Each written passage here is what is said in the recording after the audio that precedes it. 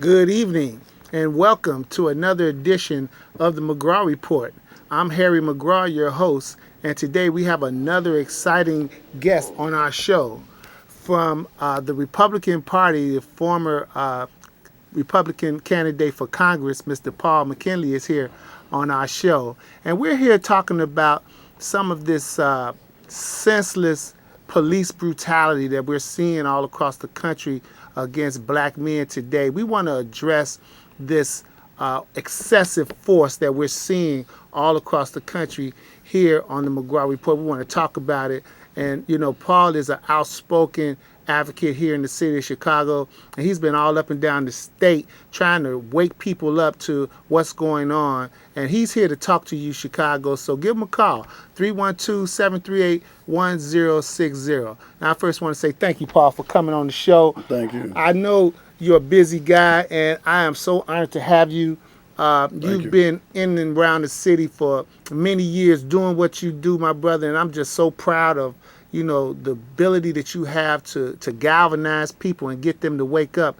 But we got a serious problem on our hands right now. Yes, we do. Well, in the city of Chicago, this year alone, they're estimating it might have been 240 shootings. We believe it's higher than that by the Chicago police. And a lot of people, when they see young men killed by the police, the first thing they automatically say is, what was he doing? Why was he messing with the police? Well, most people don't understand that in a lot of the police departments, specifically in the city of Chicago, you have what they call race gangs. A race gang is not like the street gangs that you know in society, who are hustling, making money, or whatever they may be talking about they're doing in the criminal element. A race gang is a organization that doesn't like a particular nationality. That's what the people are going through down there in Ferguson. They have a race gang element inside of their police department. It's similar to when the president is talking about ISIS. ISIS is considered a racist group that is killing different ethnic groups in the Muslim community, and they can identify it. You've seen them on TV. Like domestic terrorism. Right. So in our community, on the police department, you have what they call race gangs. In the city of Chicago, there's a race gang inside the Chicago Police Department called the Hamburger Club. They're an Irish group up out of Bridgeport. The Irish in 1931 had a riot where they killed over a dozen African Americans in 1931. The leader of that group was the infamous Mayor Daley, and he ended up being the mayor in 1956, which opened up the floodgates to allow a bunch of police from that community to be allowed into the police department. And once they got into the police department, they set up a system of control, and so they control the police department. So a lot of people you see killed and a lot of the violence you see in your community is based on race gangs inside of the police department. So when you see people like the Black Panther Party who were rejecting these race gangs, who were fighting against these race gangs, the first thing they did, they pointed out that these people were anti-America. They pointed out these people were anti the government, and it made it appear among our people and among the other groups that they were fighting law and order. See, there's one thing about the race gangs that are in the Chicago Police Department. They hide under the cover of blue. They're cowards hiding under the cover of blue. They wouldn't go out there and challenge these street elements on their own accord. They wouldn't go out there and challenge them just on mano, gangster versus gangster. They wouldn't do that. So what they do, they hide behind the police department. And then when one of them is murdered, like Fonzo, who was killed behind a hotel in the 1960s, who was nothing but an Italian gangster, who was sticking up, killing folks, doing all that kind of stuff, and ran into some black folks behind a hotel and they blew his brains out. And so I see that the city of Chicago is teetering on that same type of retaliation because they can't get any justice from law and order. And today, the FBI said they're stepping in on a shooting, but they just now stepping in. This has been going on, and I have been protesting it since 2003. We have been protesting this race gangs inside of the police department since 2003, and that's the whole crux of what's going on. So when white people see us fighting against the system, or fighting against these police, or wrestling with them and getting into it with them, they say, well, they're fighting against law and order. They're fighting against what's right. And when the middle class Negroes, you know, the Bill Crosby types, you know, the Suit and ties. you know, no, you have to be correct, because all of them don't have that mindset. When I say the middle class, I'm talking about the Steve Harvey types, the Bill Crosby types, who come from the projects, who we had to make them food, and we made sure that they went to school. He's funny, man. We like him, and made sure that they been something, so only for them to make it and then spit in our face. You know, the Bill Crosby types and the Steve Harvey types, you know, the laughing monkeys that like to point the finger at the little bitty people where they come from. Same little people they come from. And so they use those type of people to condemn the poor people and point out that they're poor, so something got to be wrong with them. They don't have any money. And it's obvious that the law enforcement is trying to enforce the law. And so that's this whole black on black crime movement that those type of people are talking about. Now, when you're talking about black on black crime, I like to say this here, and I like to be serious. Anytime you have a commander of the Chicago Police Department who put a gun in a man's mouth, allegedly inside the police station, and the gun got the DNA on it, why haven't the FBI looked at that? That's just criminal. And he was arrested. He was relieved of his duty, and people from the hood is telling me that they fear for their life, because they say they seen him riding through the neighborhood over there in the in our community over there on the west side. So Yeah, that's right. when most people see this, the first thing you need to ask your question, the same, if he would put a gun in a man's mouth, And he was black. this is black on black crime. If he would put a gun in a man's mouth, what make you think he'll solve a murder in your community? Paul McKinnley is our guest on the McGraw Report. We're talking about the outrageous conduct and behavior that we're seeing in our streets all over Chicago and all over the nation when it comes to black relations with the police department. Give us a call, 312-738-1060. I know you guys see it every day. Some of you guys are watching this program right now. You scared to drive down the street. As soon as a police car get behind you, you really nervous whether it's going to pull you over. You don't know what's going to happen. This is your chance to talk about it. Paul's here to address those concerns and hear your comments. Give him a call, 312-738-1060. Now, I want to get back to what you said, Paul, when you talked about the nature of it. Now, is because there hasn't been any repercussions with these police officers nationwide, is that sending a message to them that it's okay to gun our babies down in the street like that?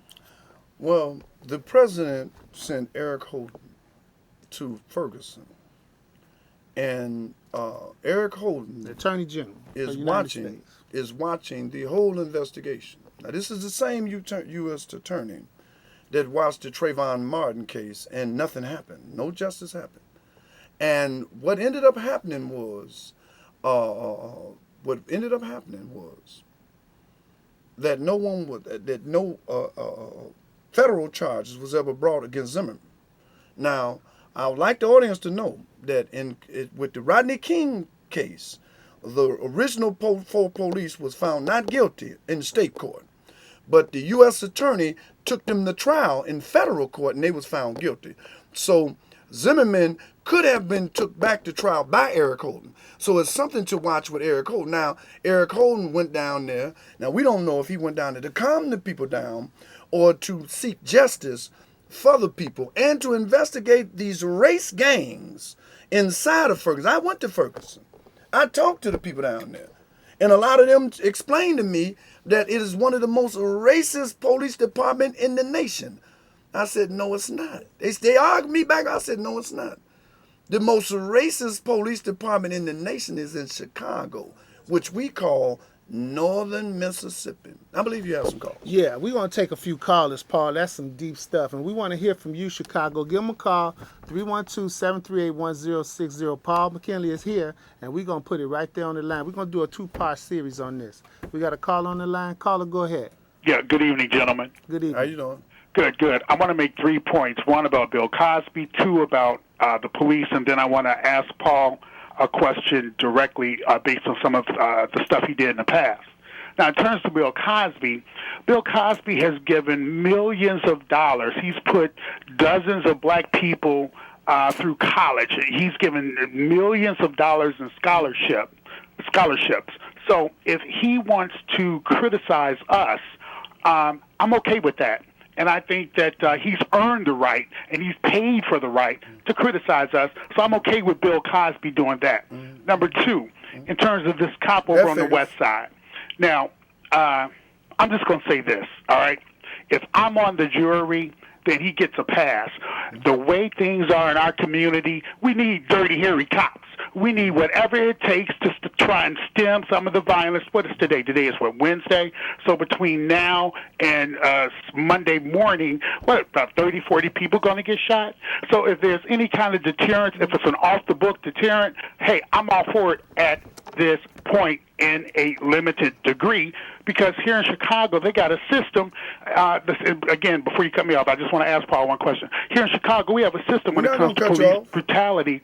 If we can document it, they'll give you millions of dollars for it, okay? So it's a little different than Ferguson. Okay. What was your question you wanted to ask? I get his point. He wanted to make a lot of counterpoints to what you said, but we got another caller on the line. Okay, but I just want to respond. Good evening to y'all. Now, okay, they do get away. Y'all saying it's true. They do get away with it. This guy named Joe all the time call about the police on cameras, body cameras on them, and they call, and they still get away. It's like again, and they do it here all the time to our people. And y'all doing a good job. Thank you so much. Now go ahead, Paul. I'll let you respond. I did want to respond to the brother. I'm sorry that you hung up. First of all, I understand that you feel that someone can spend some money in the community that absolutely did nothing for our community. So he spent some money with some colleges that middle-class Negroes went to, but right here in Chicago, it didn't have no effect on us. So, and second of all, I'm glad you got on there and said all the things that you said. It just shows the disdain of the middle class mindset. And I hope the other middle class people listening too, because it shows the hatred, the inner hatred toward our people. That's that black on black thing. That's that black on black crime. See, there's some black on black hate among our people. And this black on black hate ain't got nothing to do with white folks. Some of you black folks hate us just because we black. We can have the same suit. We can live next to you, have the same car. It doesn't matter. You don't like black folks. And so some of us get these jobs, they use these jobs as a form of getting our lick back on black folks. We ain't never did nothing to you. We didn't kidnap you. We didn't bring you over here. And we sure didn't tell you to act like white folks. And that's your thing. But I'm just loving that you did expose, and you believe that police didn't do nothing, because he did say that he should let them go. He did. And that's the psychology that I'm talking about. I want the audience to listen to the middle class Negroes. That's y'all talking. Well, next caller. We want to hear some more callers. Yeah, we're going to listen to some more callers, but I do want to hear your comments. We don't want to let you off the hook, Paul. I want you to respond. Caller on the line. Caller, okay, yeah. Hey, I'm back, Paul. Let me just say this real quick. Please don't disconnect me. And I'm glad you asked me to respond back to you, Mr. McKinley. The reason why that wouldn't apply to me specifically is because I fought racism on a level that most black people can never experience. Elaborate I've had the Ku Klux Klan burn a cross in front of my home. I've had them put a contract out on me. This wasn't when I was living here in Chicago. What was you living I don't hate my people. I've suffered for my people. What was you living at? But the question I have for you, Mr. I said, what was you living at, sir? It was a small town in Michigan called Three Rivers, Michigan. I lived in Three Rivers, Michigan. No, you're kidding me, man. Yes, sir. I lived in Three Rivers, Michigan. And you know what I'm saying is true then, right? Yeah, I lived up there, and I'm trying to figure out, why is you saying that when these people misuse us, why would a person like you, with an experience that you went through, all the stuff that you went through, why would you say that a man should be allowed to put a gun in another man's mouth that's inside the police station after all you've been through. You know, Paul, That's shocking. I really can't believe I that. really have to Move let on. these calls come through because they're so passionate. Okay, And I next call. understand what you're generating, and this is beautiful, Chicago. Sorry Paul about McKinnley is here, I'm not and in we control. want you to talk. We want you to bring it out. Give us a call 312-738-1060. Let's take another caller. Yeah, okay, this me again. When you say you know how they hear me, now what happened in Ferguson? They do it all the time here in Chicago, and then this ain't the first time. It's been happening years and years. And then sometimes Joe be calling, and he's about the police need body camera, and then just like they shot that boy on in the project. I think happened last year because he ready to go see his girlfriend, and then I hope those people they don't get no justice. God gonna handle it. And then sometimes they talk about police. Then they talk about if you see a crime, police talk about if you see a crime, they're trying to act good in front of me. And then when that boy they shot that Michael Brown, that's a crime, and y'all doing a good job. Well, you know, it was 2 people shot on Sunday by the police right here in Chicago. That's right. And, you know, they got shootings on the south side where cops is killing people. And it's really starting to be a pattern where they're just killing black men blatantly in the street. They're covering up the murder scene. They're hiding the police officers that do these crimes, putting them on paid leave. I mean, this kind of blatant behavior of corruption, it's criminal, and somebody needs to really address it. Well, let me say something about the murder rate. The other guy brought up the violence in our community. Mm-hmm. I'd like to deal with that. Yeah. When Ron Emanuel first got in office, there were 500 murders the very year that he was in office. Out of the 500 murders, only 250 people was ever arrested. The other murders went cold within 12 months. Now, that's not heard of.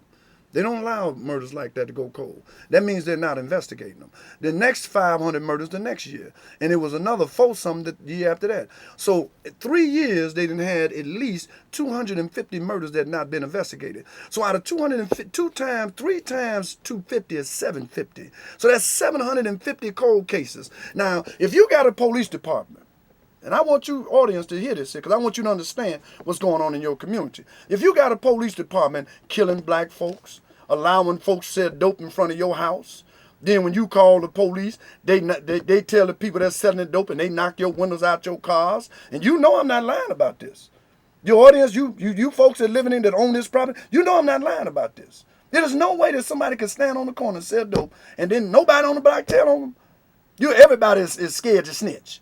Come on, man. That ain't no real. That's not real. I don't think so. That's not real. I'm trying to show you how that the police is using. They're not investigating the murderers. So that's 700. Let's say there's 750 killers still roaming your neighborhood. So the same with rape. They're not even giving you the rape statistics. And I'd like to say something else. I went to a case on 71st in Woodlawn. I went to this case. It was a young boy, 8 years old. He was shot 6 times. He was drawn in the alley and shot 6 times. I drove around that block. I walked through the community, and I discovered he lived in an area that in the hood they called the Pocket, on 72nd and 73rd, between 72nd and 73rd. By St. Lawrence. And so he walked over there to 71st and Woodline. But before he could get to 71st and Woodline, he walked in front of a camera. That means that there was surveillance that they could have showed who was with him, because they're not investigating it or investigating any of these murders. Then that means that they're not concerned. So they're allowed to, whoever killed this whoever killed this child, you don't hear anything of it no more. Just like the girl on 71st. Now, and I want to show you something. The same commander, Glenn Evans, was the commander for 71st. So he set the tone of crimes and what should be investigated and what should not be investigated. And see, what y'all are not in, you can see the young man get killed by the police, but if a police will gun you down in cold blood, what make you think that same police is going to investigate a serial rapist in your community? I'm telling you that this police department need to be disbanded.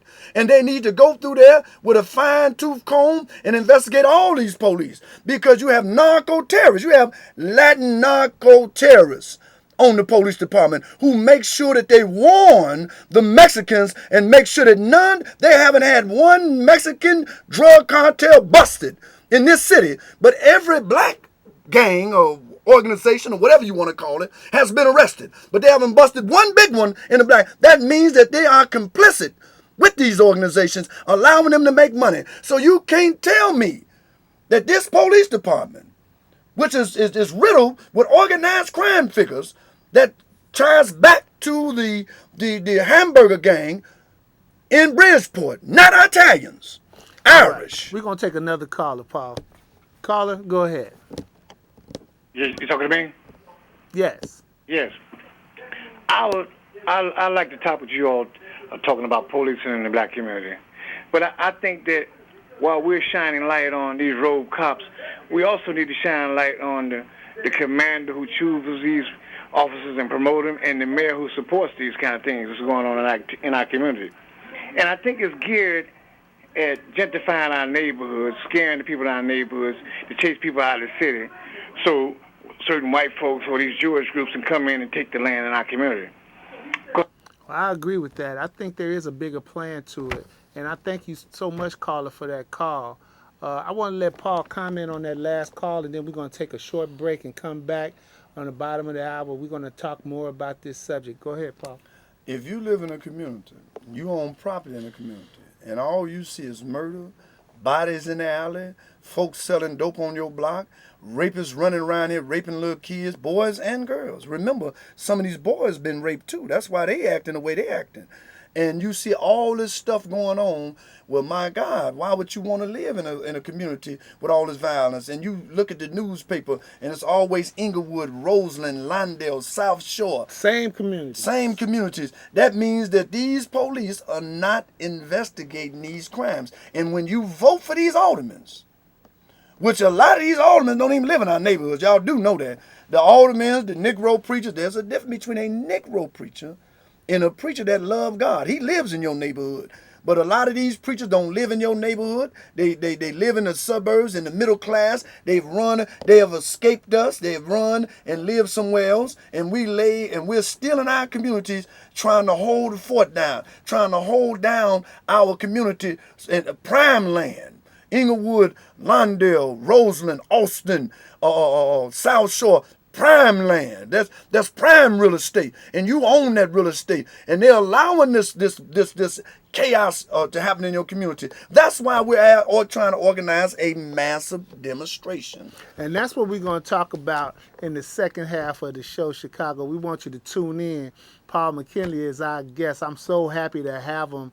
He's bringing it to you straight, no chaser, about what's going on with the Chicago Police Department, and not just Chicago, but across the nation. That's right. We're talking about Eric Holder all the way down. What's really going on with our policing, and why are they using such excessive force on black men? We're going to take a break, Chicago, and we're going to come back at the bottom of the hour and continue this. And there's going to be a big rally in Washington, D.C. coming up this month. We want to give you more information about it. Paul's going to be there. I'm going to definitely try to be there. And we want you to be there, Chicago. Make your voice heard. Talk to your legislators. Let's get some noise going about this. This is unfair, and we have to stand up and do something about it. We'll be right back at the bottom of the hour. Don't turn that dial.